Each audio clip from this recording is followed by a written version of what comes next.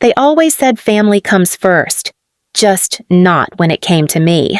The last time I stood in my parents' living room, my suitcase sat by the door like an accusation. My mother's lips were pursed so tight they were white. My father wouldn't even look at me, all because I said no. No, I wouldn't pay for my younger sister's honeymoon. No, I wouldn't use my savings to send her and her new husband off to Bora Bora like some kind of ATM sibling. The irony? I wasn't even invited to her wedding. They claimed it was intimate and just for the closest family. I found out from Instagram stories. Yes, stories. My mother said it would be awkward for me to be there because my sister's husband didn't like me. That was her excuse. I thought things couldn't get worse. Then they kicked me out.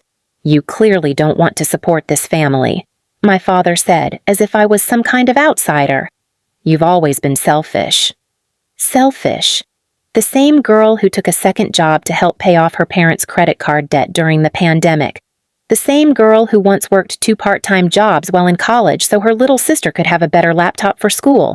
And now, I was being kicked out of my childhood home for refusing to fund a trip to the Maldives. But I didn't argue.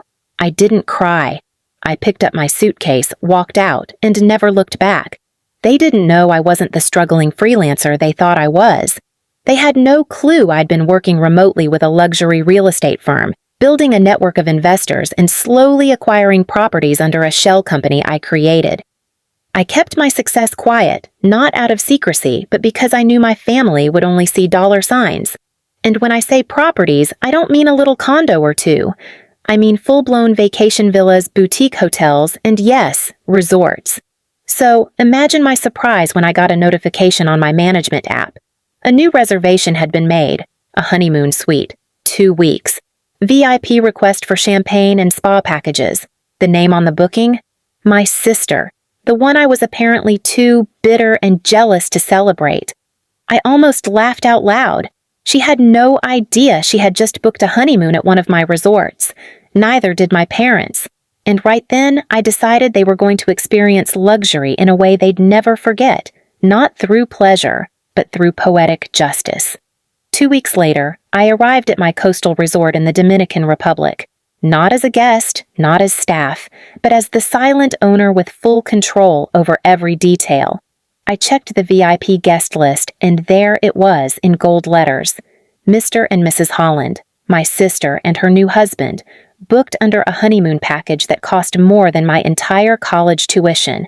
The staff had no idea who they were beyond names, but I knew every detail. They were set to arrive that afternoon. I called an emergency staff meeting. Every manager, every concierge, every driver lined up in the sleek marble conference room, waiting for my instructions. I walked in wearing my business black dress and matching heels, no longer the selfish daughter who got kicked out of her home, but the CEO who built an empire in silence. I need you all to treat this guest with extreme care, I began, pausing just long enough for their attention to sharpen. But if at any moment they become entitled, dismissive, or rude, you bring it directly to me. And one more thing, do not, under any circumstance, let them know who I am. My staff was loyal. They nodded. By sunset, the luxury car pulled into the entrance.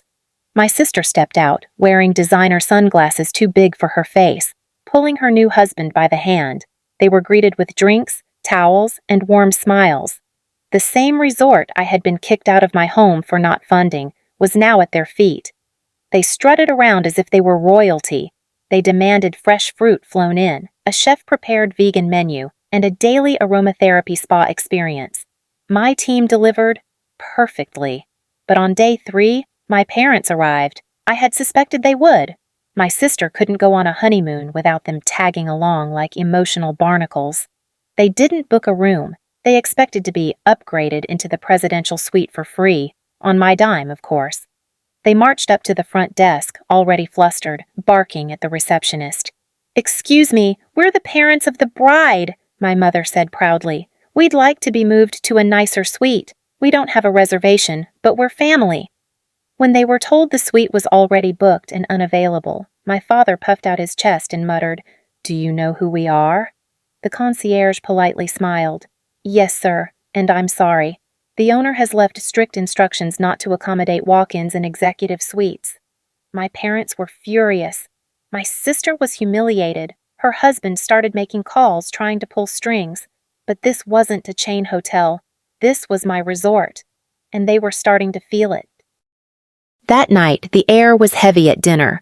My family sat in the courtyard restaurant with forced smiles and wine glasses shaking with tension. They had no clue I was watching them from the private executive balcony above.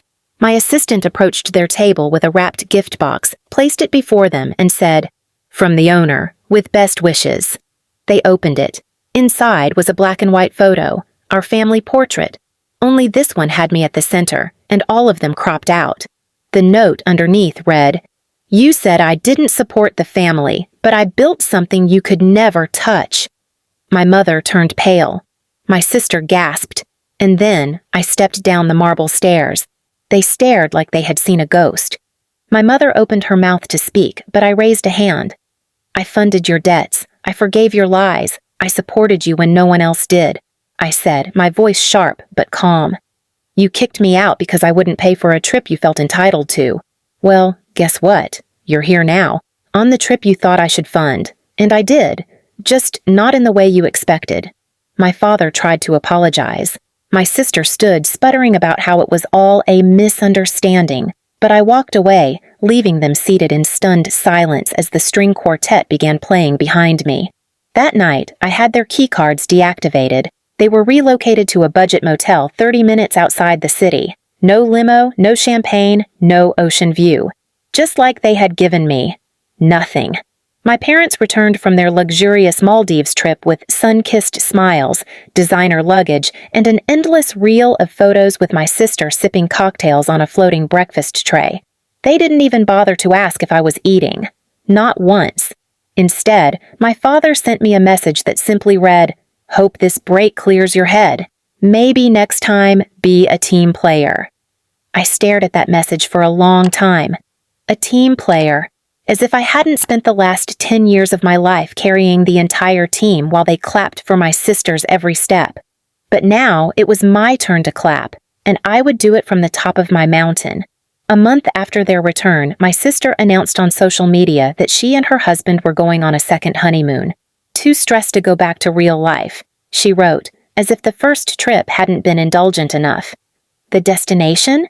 A luxury private resort in Costa Rica called Amanea. I smiled when I read the post. They didn't know, of course. How could they? My name wasn't on the flashy website, and no one in my family ever bothered to ask what I'd been building after I moved out. Years ago, I had quietly invested my entire bonus from a major tech acquisition into a rundown coastal property with a forgotten ocean view and a vision to create a haven for those who wanted healing, not just pampering. I named it Amanea, which means peace in a language my grandmother once spoke. With the help of local architects, artists, and my own relentless determination, I turned it into something the world now whispered about in luxury circles. It was exclusive, elegant, and mine.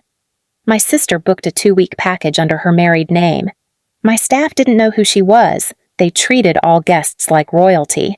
But I made a quiet note and personally arranged her suite to include a framed copy of my graduation speech, the one my parents had left halfway through.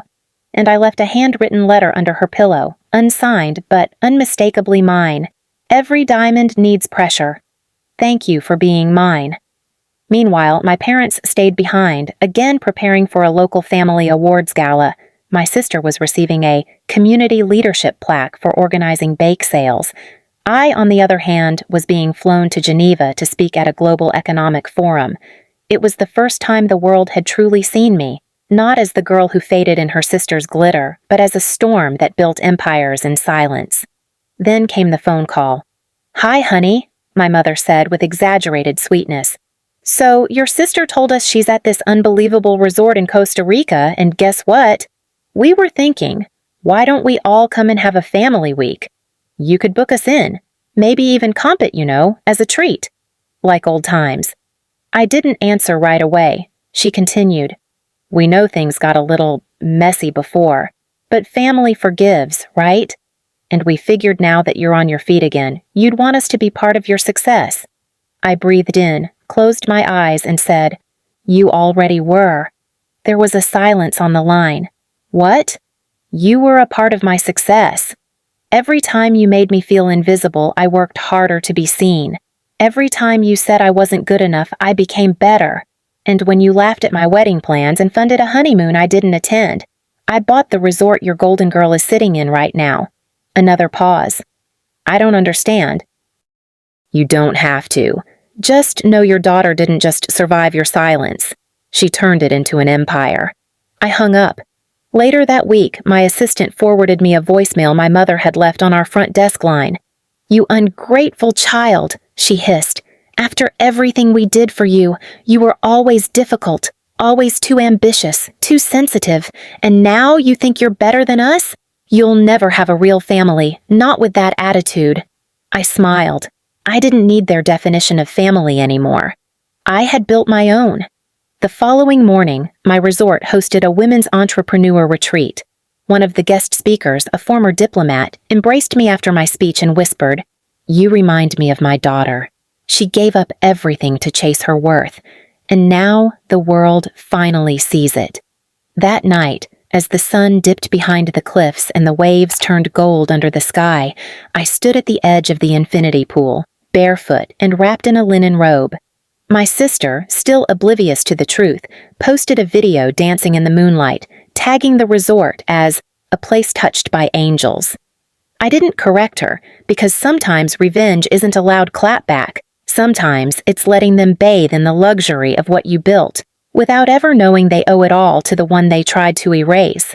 And as I watched the stars rise above the Pacific, I whispered a silent vow to myself, not of bitterness, not even of pride, but peace. The kind of peace you earn when you stop waiting for an apology and start living the life that proves you never needed one.